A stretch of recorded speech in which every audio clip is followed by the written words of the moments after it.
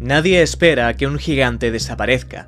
Un barco de casi 270 metros, más de 46.000 toneladas de acero, la mayor obra de ingeniería naval de su época.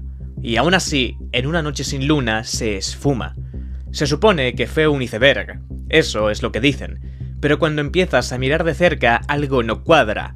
Demasiadas señales ignoradas, demasiadas decisiones que no tienen sentido, demasiada prisa, demasiado silencio. Hay mensajes de socorro que no reciben respuesta, barcos cercanos que no actúan, documentos que desaparecen, y un capitán con experiencia que aún sabiendo que hay hielo no reduce la velocidad. ¿Por qué?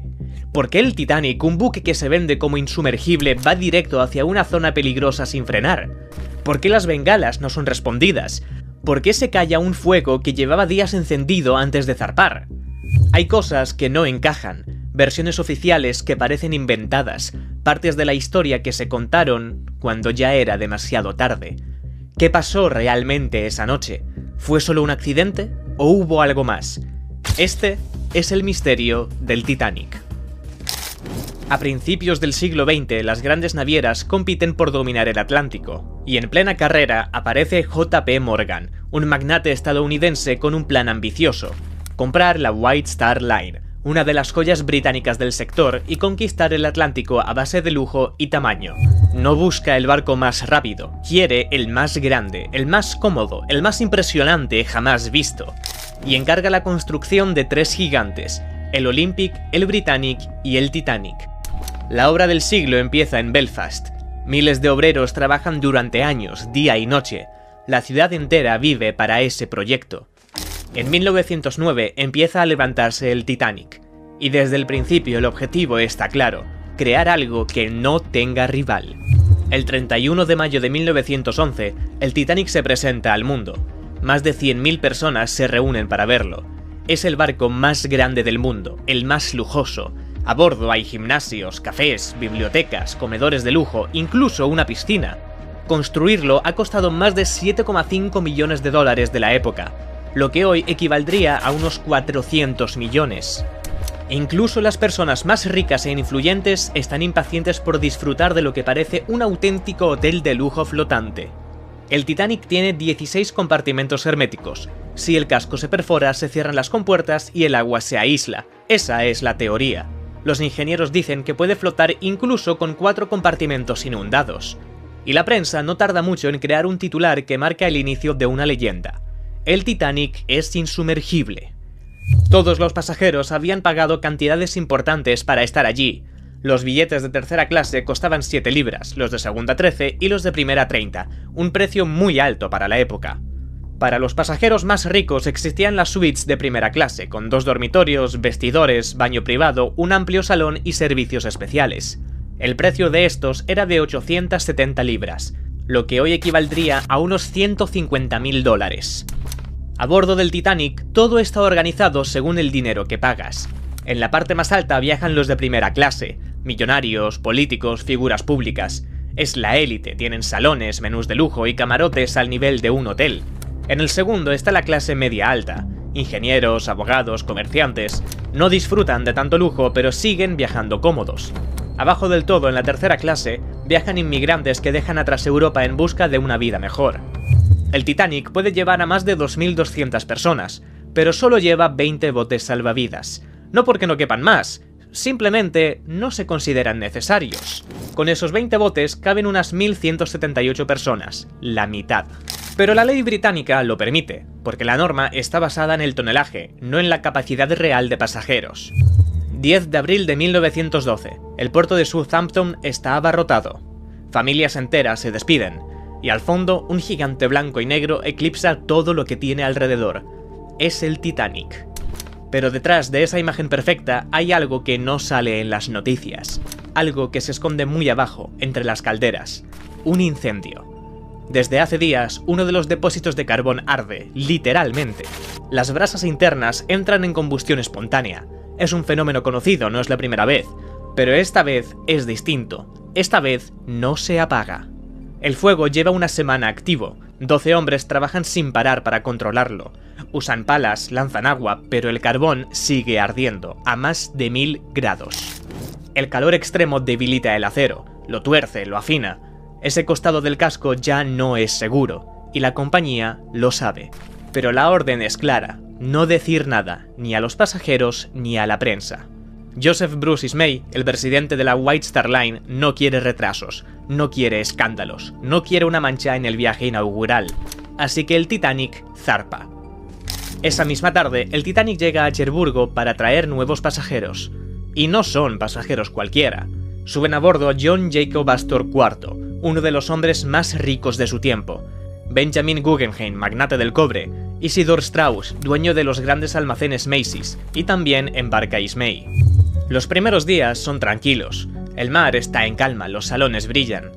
Este es el último viaje del capitán Edward Smith antes de jubilarse. Tiene experiencia, sabe lo que hace. El 14 de abril, el Titanic navega por aguas del Atlántico Norte.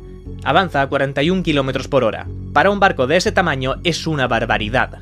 El cielo está despejado, el mar en calma, pero en la sala de radio las señales empiezan a acumularse. A las 9 de la mañana, el buque Caronia envía un mensaje claro. Hay hielo a 41 grados norte y 51 grados oeste, exactamente en la ruta que sigue el Titanic. A mediodía llegan más advertencias. Los buques Baltic, America y Nordam informan de grandes masas de hielo, icebergs. 7 horas después, el SS Californian también avisa. Están completamente rodeados de hielo y han tenido que detener las máquinas. Las coordenadas son prácticamente las mismas. La amenaza está justo delante. Pero en el puente de mando del Titanic solo se modifica ligeramente el rumbo, la velocidad se mantiene. ¿Pero por qué? Porque el Titanic es el barco más moderno del mundo, el más fuerte, el más seguro. Esto no se puede hundir. O eso dicen. Cae la noche, y con ella la situación se vuelve más peligrosa. No hay luna ni una sola nube que refleje algo de luz. La temperatura ha bajado a 0 grados. Y en lo alto del mástil, 2 miembros de la tripulación hacen guardia. Frederick Fleet y Reginald Lee. Tienen órdenes de estar atentos a cualquier señal de hielo. En aquella época no existía ninguna tecnología capaz de detectar icebergs o tormentas con antelación. Por eso existía el Crow's Nest, el puesto de vigilancia. Pero hay un problema que nadie ha solucionado desde que el barco salió de Southampton. Uno que parece menor, pero que puede cambiarlo todo. No tienen prismáticos, están a ciegas. El armario donde están guardados está cerrado. La llave se ha ido con un oficial que fue reemplazado en el último momento. Delante solo ven un océano negro, sin luna, sin viento, sin una sola referencia. Y en esa oscuridad, el hielo no brilla. Un iceberg es una sombra más. Aún así, no se relajan. Saben que entran en zona peligrosa. Ese día, el Titanic recibe un total de 7 avisos distintos por la presencia de icebergs en el camino. Aunque era habitual encontrar hielo en esa zona, la cantidad de advertencias empieza a preocupar a todos en el barco, sobre todo teniendo en cuenta la velocidad a la que navegaban. A las 10 de la noche el frío es insoportable, pero aún no hay señales visibles de hielo, ni una sombra blanca, ni una forma sospechosa, nada. A unos 30 kilómetros al norte, el Californian sigue parado entre los hielos. Su operador de radio, Cyril Evans, decide enviar un último mensaje. A las 10:55 transmite por telégrafo: estamos rodeados de hielos. La señal llega al Titanic. Pero el operador de radio, Jack Phillips, está ocupado. Lleva horas enviando mensajes personales de los pasajeros a familiares y empresas en tierra, y el aviso del Californian le molesta. Su respuesta es seca y definitiva: cállate, cállate, estoy trabajando. Con esas palabras, silencia la última advertencia de la noche. Minutos después, el operador del Californian apaga su equipo y se va a dormir. Y eso era lo habitual para la época. En la mayoría de barcos solo hay un operador de radio por turno, y cuando acaba su jornada se desconecta. Así funcionaban las cosas en 1912, no hay turnos rotativos, no hay vigilancia constante. 35 minutos después de aquella última advertencia, a las 11:30 de la noche, el Titanic avanza a toda velocidad en medio de una oscuridad absoluta. En el Crow's Nest, Frederick y Reginald observan fijamente el mar, pero distinguir algo es casi imposible. Son las 11:40. El Titanic está exactamente en la posición 41 grados 46 minutos norte, 50 grados 14 minutos oeste. En lo alto del mástil, de pronto Frederick lo ve. Una masa blanca, inmensa, que se levanta frente al barco. Es un iceberg. Está justo en la trayectoria a menos de 500 metros. Fleet toca la campana 3 veces y da la señal: iceberg justo delante. En el puente, el primer oficial William Murdoch reacciona al instante. Ordena virar todo a estribor. También manda invertir las máquinas. Lo que intenta es frenar y girar al mismo tiempo, salvar al barco en el último segundo. El Titanic no es ágil. Pesa más de 46.000 toneladas. Su estructura responde con lentitud, y el iceberg ya está ahí. Pasan 37 segundos desde que suena la alarma. Luego, el casco de estribor roza el hielo. No es un impacto directo, es un corte, un desgarro lateral. El hielo araña el costado del barco durante unos 100 metros, y no lo hace por fuera, lo hace por dentro. El iceberg no impacta en cualquier parte, golpea en el lado derecho, en la proa baja, justo donde se encuentra uno de los depósitos de carbón, el mismo donde hay un incendio activo. Durante semanas, las llamas han estado debilitando esa zona del casco desde dentro. La estructura por dentro está comprometida, y es justo ahí donde el iceberg choca. Como consecuencia, el impacto hace que la estructura falle y que las placas de acero se abran. El agua rápidamente empieza a entrar a presión. Arriba, el golpe se nota poco. Algunos pasajeros salen al pasillo, preguntan si ha pasado algo, y un camarero les dice que vuelvan a acostarse. En cubierta, algunos niños recogen trozos de hielo que han caído tras el roce. Se ríen, juegan. No imaginan lo que acaba de ocurrir bajo sus pies. El capitán Edward Smith está en su camarote. Alguien golpea la puerta. El barco ha impactado. Él se levanta, se pone el abrigo y sube al puente. Allí le informan de todo, el iceberg, el giro, el roce. Smith mantiene la calma. Ordena parar las máquinas, llama al cuarto oficial, Joseph Boxall, y le ordena una inspección inmediata en proa.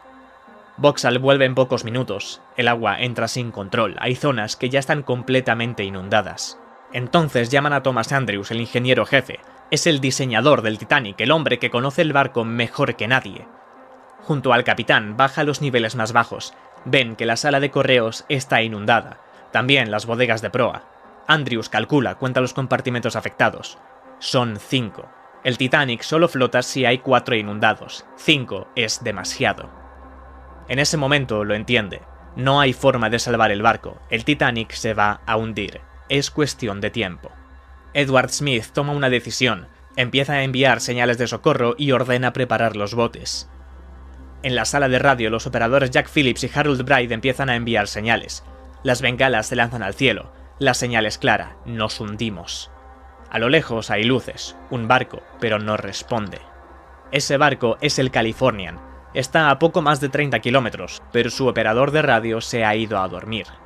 Sin embargo, varios miembros de la tripulación del SS Californian sí que ven claramente las bengalas.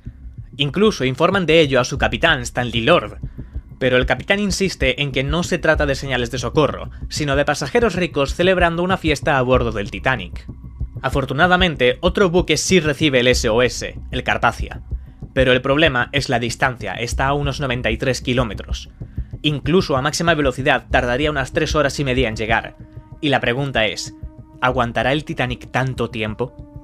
Mientras tanto, en mitad del océano, el Titanic se inclina más. El agua avanza por dentro, cada minuto que pasa el final está más cerca. Son ya las 12:25 de la madrugada, han pasado 45 minutos desde el impacto. Se activa la evacuación, mujeres y niños primero.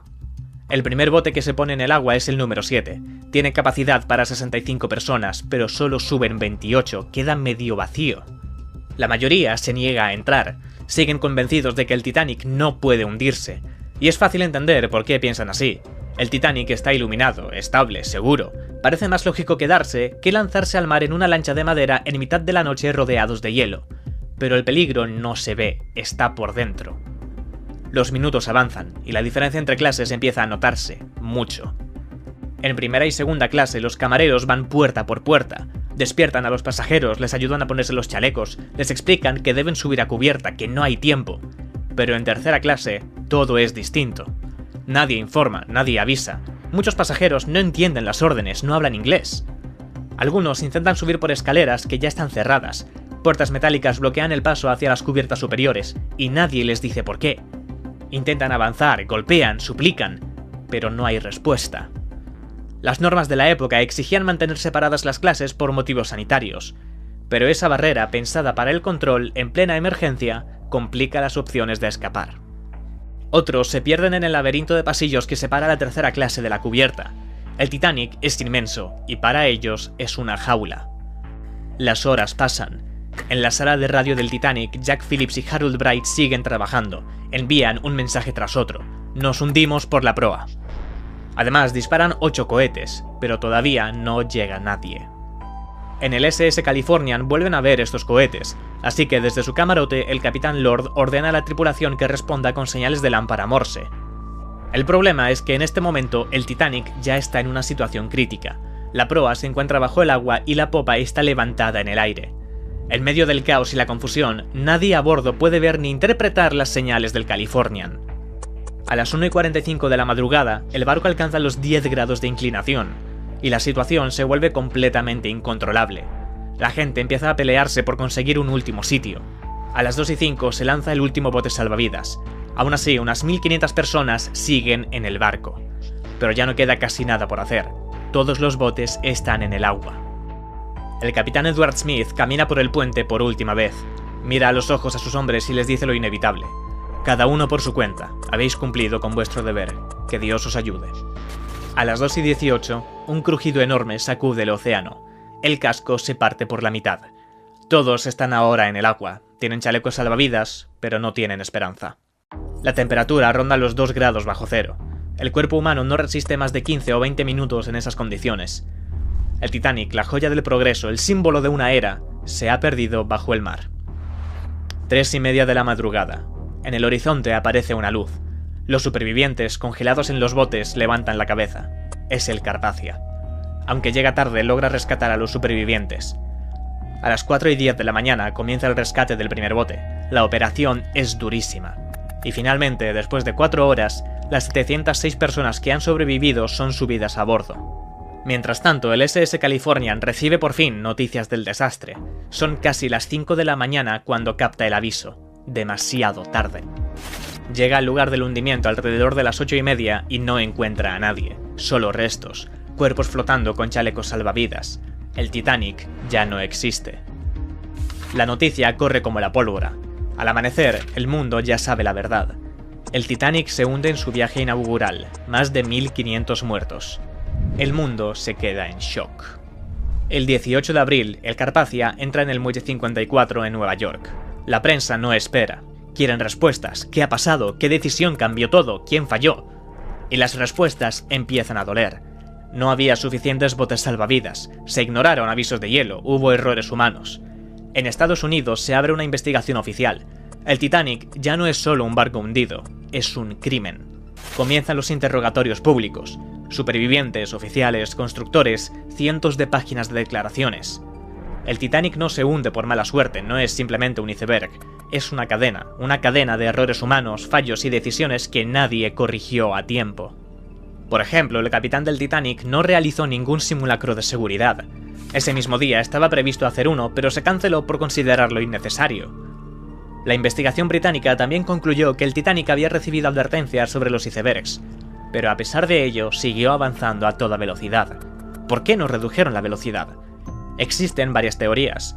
Una de las más aceptadas es que Joseph Bruce Ismay, presidente y director general de la White Star Line, presionó al capitán Smith para que mantuviera la velocidad. La empresa quería que el Titanic completara su primer viaje en 6 días y batiera un récord, demostrando que no solo era el barco más grande y lujoso, sino también el más rápido. Y hay más. El capitán Stanley Lord del SS Californian queda en el punto de mira. Su barco estaba a solo 20 kilómetros. Tan cerca que algunos pasajeros del Titanic podían ver sus luces en el horizonte. De hecho, mientras se embarcaban los pasajeros en los botes salvavidas, un oficial comentó que se veía un barco a lo lejos y que pronto acudiría a rescatarlos, por lo que no había motivo para preocuparse. Si el capitán Lord hubiera actuado con más seriedad y hubiera tomado una decisión firme, es muy probable que más de 1500 personas no hubieran perdido la vida. El barco navegaba demasiado rápido, se ignoraron varios avisos de hielo, los hombres encargados de la vigilancia no tenían prismáticos, la radio estuvo saturada con mensajes personales, no hubo simulacros, ni protocolos, ni preparación.